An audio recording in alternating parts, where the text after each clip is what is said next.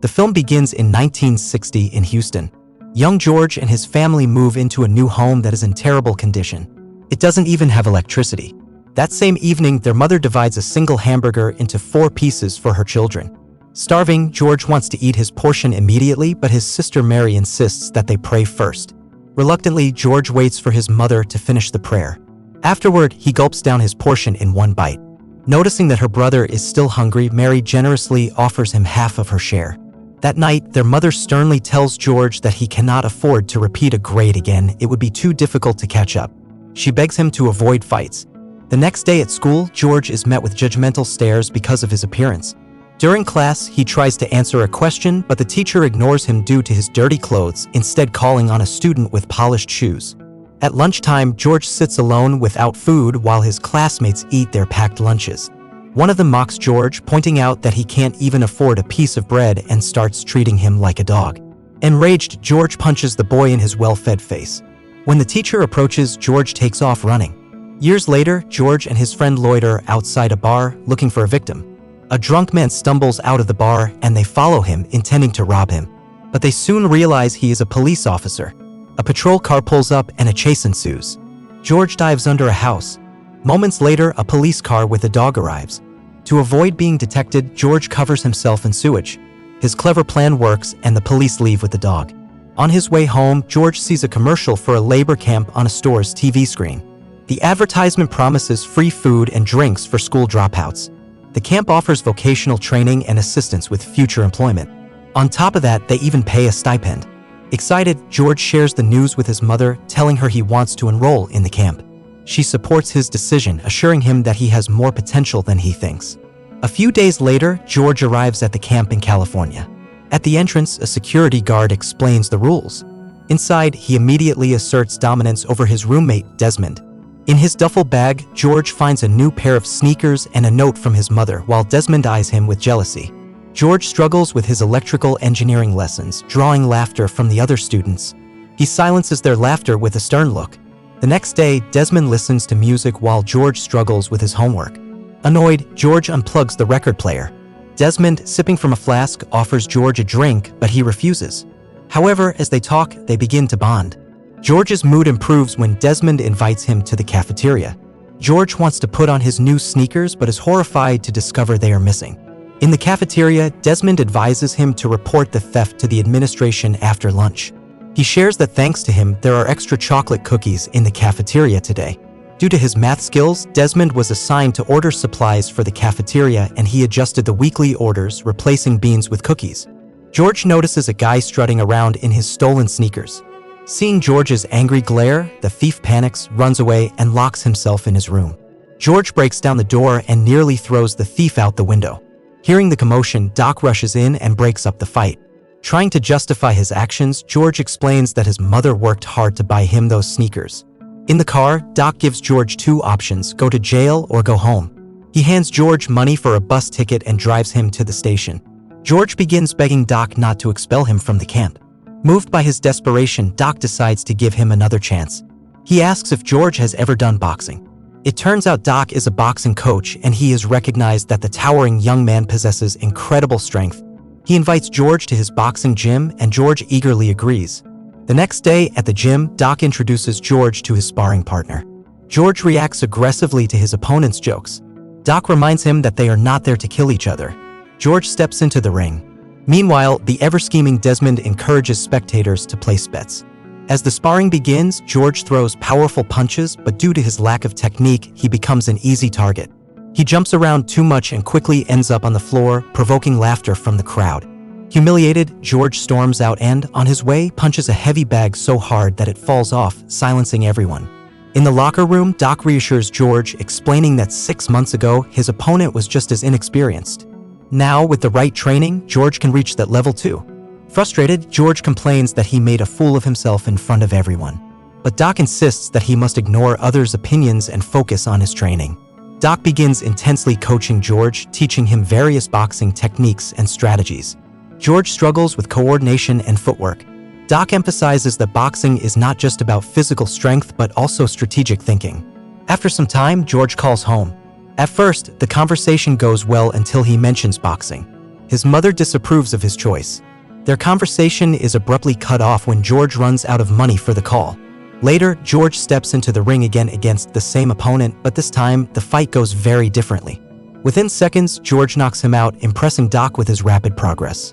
George visits Doc's office and learns that Doc was once a professional boxer who won his first 24 fights before having to swap one uniform for another. George shows him an article about Joe Frazier from a boxing magazine and declares that he wants to become the world champion. Doc, finding his enthusiasm amusing, advises George to temper his expectations and explains how much training he needs before competing professionally. When George asks about the next Olympic Games, Doc informs him that they will take place next year and that he won't be ready in time. His first Olympics, at the earliest, will be in 5 years. The scene shifts to the following year, the 1968 Olympics in Mexico City. George is now 19 years old. Commentators note that he has only been boxing for a year. He steps into the ring against a more experienced Soviet boxer. The commentators doubt his chances while his family proudly watches the fight on television. As the match begins, everyone at the camp also cheers for George. Even his mother, despite her negative view of violence, joins the children in front of the TV. George lands several decisive blows, easily winning the gold medal. His victory sparks mixed emotions in his mother, who struggles with the brutality of the sport, while George ecstatically raises the American flag. The next day, George proudly struts through his neighborhood with the medal around his neck. He runs into an old accomplice who criticizes him for raising the American flag after his fight, pointing out that other black athletes stood with their heads bowed on the podium in protest against racism in the U.S. He accuses George of merely entertaining white audiences when he could be using his name to bring attention to black issues. Frustrated, George returns to his mother and pours his heart out, telling her how tired he is of being called a traitor by his friends. She comforts him by offering dinner. George vows to win the professional championship belt to earn everyone's respect. George moves to Oakland to train with the best. At the airport, he notices a beautiful woman reading a sports magazine with his photo on the cover. He strikes up a conversation with her. Her name is Paula. When her flight is called, she heads to boarding. George desperately tries to get her phone number, but instead, she asks him to write down his. He quickly jots it down, and after she leaves, he mutters to himself, No way." At the gym, Doc introduces George to his new team: Dick Sadler, his promoter, and Archie Moore, a former light heavyweight champion. George begins his journey toward the heavyweight title. Under the guidance of his trainers, he prepares to face Joe Frazier. Meanwhile, Paula calls George, and they start dating. She becomes a regular spectator at his fights, supporting her boyfriend as he builds an impressive record of 22 wins and 0 losses. Eventually, George and Paula get married. After his 36th victory, his trainers announce that he is now ready for a title fight. The big day arrives: Jamaica, the heavyweight championship match between George Foreman and Joe Frazier. George is considered an underdog, especially since Frazier defeated Muhammad Ali 2 years ago. Almost no one believes in Foreman's chances.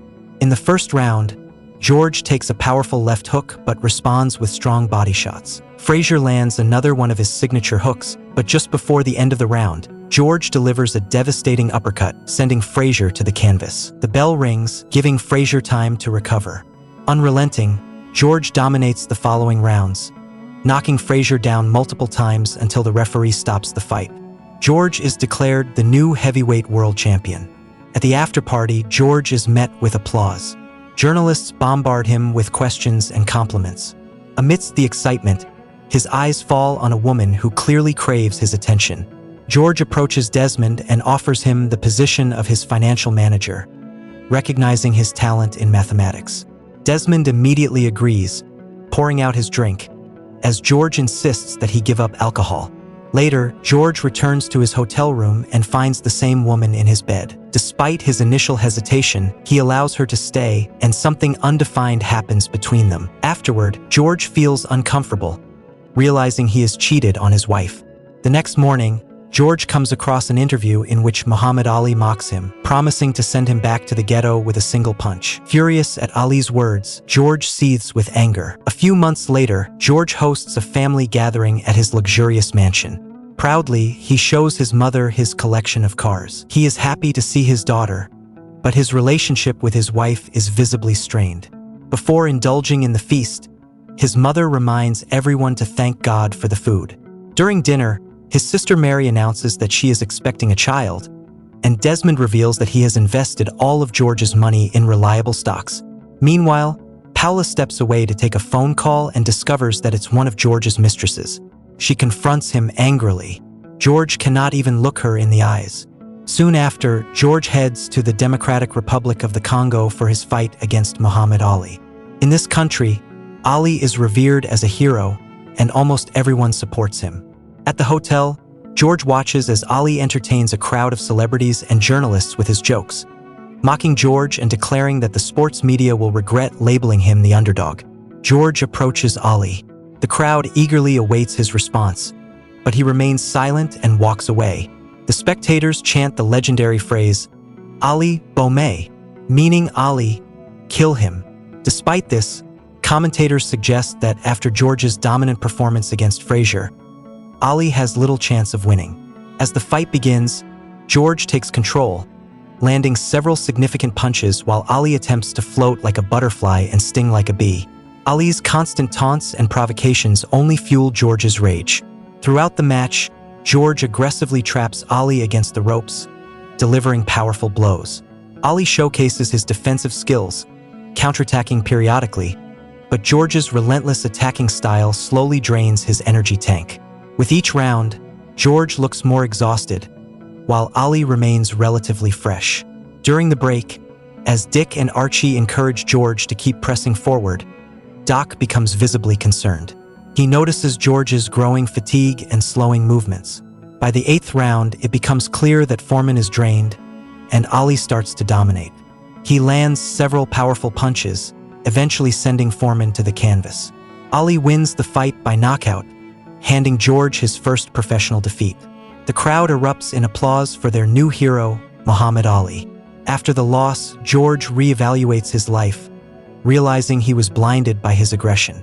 He decides to make amends. He calls his wife and vows never to leave her again, but Paula asks him to sign the divorce papers. Seeking comfort, George visits his mother and confesses that he has fired Dick and Archie, blaming them for his defeat. His mother supports him. Later, in an attempt to prove his strength and regain respect, George decides to fight 5 boxers in a single day. However, everyone sees this as reckless. Doc tries to talk him out of it before it's too late. During the event, Muhammad Ali joins the commentators. The reigning champion and world-class clown, Muhammad Ali, will be my colleague today, the commentator jokes. Watch your words, Howard, Ali quips. As the fights progress, Ali steals the audience's attention, drawing chants of his name. Frustrated and eager for a rematch, George gets into a heated argument with Ali. Despite the distractions and tension, George finishes the event victoriously, defeating all 5 opponents and knocking out 3 of them. After the fight, Doc enters George's locker room and asks what he hoped to achieve by fighting 5 opponents at once. He advises George to return to facing 1 opponent at a time. Their conversation is suddenly interrupted by urgent news. George rushes to the hospital and learns that his pregnant sister, Mary, has suffered severe bleeding and has been hospitalized. While doctors fight to save the baby's life, his family begins to pray. Shaken, George steps outside to pray as well. He asks God why he chose Mary's child. She is the kindest person he knows. He pleads with God to take his life instead of the baby's if someone must die. The next morning, George is awakened by his mother. They walk to Mary's hospital room and find her holding her baby. The child is healthy, the doctors call it a miracle. In the next scene, George is fighting in the ring against Jimmy Young and ultimately loses the match by unanimous decision. In the locker room, his trainer reprimands him, stating that he just lost his chance for a rematch with Muhammad Ali. Overcome by heat exhaustion, George starts hearing voices. He collapses and loses consciousness. When he comes to, Doc tells him that for a moment they thought he had died. A few days later, George gets baptized. Soon after, he speaks in a church, nervously sharing his testimony of how he found God. Noticing a woman in the congregation attentively listening to him, he begins to feel at ease. He proudly announces his intention to dedicate his life to God and become a preacher. Shocking document. Doc is skeptical of George's sudden transformation, suspecting it might be just for show. Later, George visits Muhammad Ali, who continues to joke at his expense. George confesses that he once harbored so much anger toward Ali that he wanted to kill him, but now he seeks forgiveness for his hatred. George assures Ali that this is not a joke, and after a heartfelt conversation, they reconcile and eventually become friends. After this, George visits his ex-wife and children. He sincerely apologizes for his past behavior. During his next visit to church, he approaches the young woman he had noticed earlier and starts a conversation. She finds it hard to believe that a former boxer like him could truly become a preacher. In response, George grabs a microphone and steps outside to preach, inspiring passers-by to follow God. Despite some mocking him, he remains calm. The young woman watches, impressed by his sincerity. Later, over dinner, she apologizes for her doubts, explaining that his reputation made her skeptical of his words. Now, seeing his true intentions, she introduces herself as Mary and they share an undeniable attraction. George takes her to an old abandoned church, telling her about his dream of buying the building and starting his own congregation. 7 years later, George's dream becomes a reality. He preaches in his church, supported by his wife Mary and their children. After a service, a woman approaches him with her grandson and asks George to train the boy who has fallen in with a bad crowd. George refuses, instead encouraging them to seek guidance in the Bible. A week later, while playing with his children at home, George sees a news report that the same boy has been arrested for armed robbery. He deeply regrets not agreeing to train him. Determined to make a difference, George finds an old building perfect for a gym and instructs his financial manager to purchase it. We see that Desmond is still struggling with alcohol addiction. They renovate the building, and within months, students are already training there. George hires several trainers and even dedicates part of the gym as the Muhammad Ali Learning Center. However, a year after opening, the power suddenly goes out during a training session. The utility company informs them that the bill hasn't been paid. Worse yet, Desmond has not shown up to work that day. Panicked, George rushes to the bank and discovers that Desmond had invested all his money into high-risk stocks, which have now crashed, leaving only $2,000 in his account. The bank threatens to seize his properties, including his mother's home. Furious, George scours the city looking for Desmond. Despite his anger, George's mother begs him to forgive Desmond. Ultimately, George finds Desmond in a bar. The accountant tries to run, but George catches him and nearly beats him to death. Realizing what he is doing, George stops and forgives Desmond.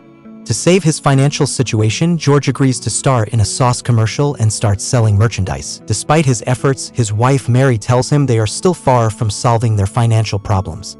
As the bank begins seizing his assets, George falls into depression. He finds his old boxing gear, trying to reconnect with his past. He confesses to Mary that he asked a friend to deliver his upcoming sermon because he feels unworthy of preaching to others when he has lost everything himself. He wants to return to the ring, but Mary is against it, fearing that his past anger might resurface along with his old profession. George approaches Doc, asking him to train him again. At first, Doc refuses, reminding George how much it hurt when he left. He mentions how Joe Louis tried to make a comeback and was nearly destroyed by Marciano. However, George convinces him by repeating a phrase his old trainers used to say. Hearing it, Doc's eyes light up. He tells George that he needs to lose weight first and then they can begin real training. Motivated, George struggles to fit into his old workout clothes. He starts training alongside his son. The workouts are tough, but Mary unexpectedly supports him, helping him stick to his diet. After months of effort, George reaches his target weight and returns to Doc, ready for full-scale training. During sparring, George lacks speed and endurance, barely holding his own against his opponent. Doc says they will develop new techniques for him. One night, Mary wakes up from a prophetic dream. In the morning, she tells George that God spoke to her in her sleep and showed her a vision of George becoming heavyweight champion again. Before his fight, Doc advises him to awaken his old rage, but George insists on approaching the match with a calm mind. George steps into the ring against Steve Zuski. He admits to Doc that he is afraid to take off his robe in front of the crowd. Spectators immediately notice that George has gained weight, but the everyday men in the audience relate to him more because of it. As the fight begins, George fights too cautiously, even holding back his anger when Steve hits him after the bell. In the second round, George takes control, leaving Zuski no chance. Seeing his opponent can no longer fight back, Foreman demands that the referee stop the fight. News of George's triumphant return spreads rapidly. No one has ever come back after such a long layoff. After an impressive 24-fight winning streak, 42-year-old George Foreman faces reigning champion Evander Holyfield in what is dubbed the Battle of the Ages. Despite his best efforts, George loses by unanimous decision. After the fight, he goes to the bank where all the employees greet him with applause. Though he didn't win, George is pleasantly surprised to see a $12 million payment from HBO for the fight. Despite his financial success, George tells Mary that his work is not yet finished. 3 years later, Michael Moorer defeats Holyfield to become the new champion, and now George is once again the #1 contender. At 45, no one believes George has a chance against the 26-year-old Moorer, who boasts 30 knockout victories and no defeats. Moorer is also the first Southpaw heavyweight champion in history. During the fight, Moorer dominates the early rounds and George struggles to keep up. Everyone at his center, including his mother, is rooting for him. After the 9th round, his trainers suggest throwing in the towel. However, in the 10th round, George lands a devastating right hand, sending Moorer crashing to the canvas. Against all odds, George Foreman wins the title, becoming the oldest heavyweight champion in history. The film then shows that, at the age of 45, George regained the heavyweight championship 20 years after he had lost it. George and Muhammad Ali became close friends, speaking on the phone almost daily until Ali's passing. In 1998, Charles "Doc" Broaddus was inducted into the International Boxing Hall of Fame. Today, George continues preaching at his church and running a youth center in Houston.